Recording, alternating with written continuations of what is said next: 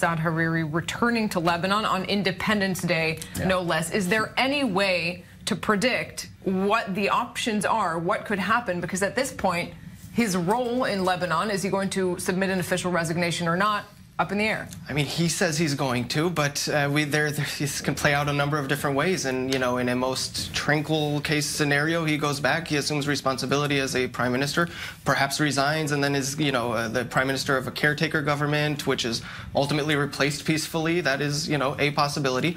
Another is that this will not last, and that when he comes back, he will still resign, and, you know, conflict will arouse. And in this extremely sectarian, divided country, that's quite a tangible possibility. And all the way through, Saudi Arabia has been trying to replace him, trying to control who will be prime minister and have a prime minister who takes a harder line against Iran. Right, that has been reported, and the person who came up in those reports was his older brother, Bahai, Hariri, who is also extremely close to the Saudi plate, so to speak, and has been far more vocal on restraining Hezbollah than his younger brother Saad was. So that would pin him in a far more favorable position in terms of the Saudis. And briefly, he's going to make a stop in Cairo apparently tomorrow before he goes to Lebanon, because he sees President Sisi as an ally. Is that the reason there?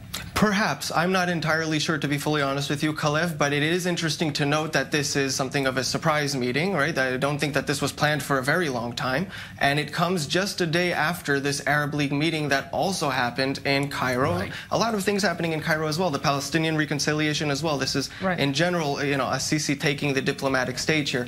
The exact reasons behind it, hard to put a finger on at the moment, but it is an interesting time. And all of those elements closely linked. The bottom line from what you say today, we have heard Saudi Arabia sounding very, very loud alarms against Iran, but Iran and Hezbollah might be waging a more quiet and successful media propaganda war of sorts. I would make that argument. Michael Puchok, thanks very much for being here.